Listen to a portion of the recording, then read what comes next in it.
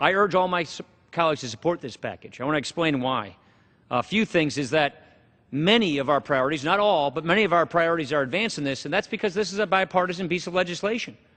And so each side doesn't get everything they want, but we are able to come together and find a package that advances many of our important goals.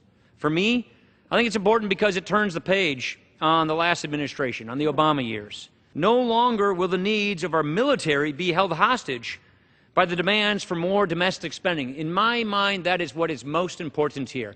Having negotiated a couple of the budgets in the prior administration, this to me is paramount and first among all things.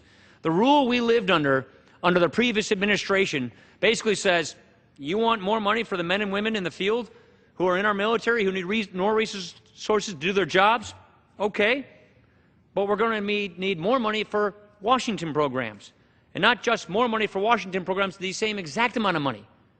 So no matter whether we need more money for our troops, we might need more ships, more bullets, more gas, more planes, we had to have the exact same dollar amount, whether it was needed or not, for domestic spending.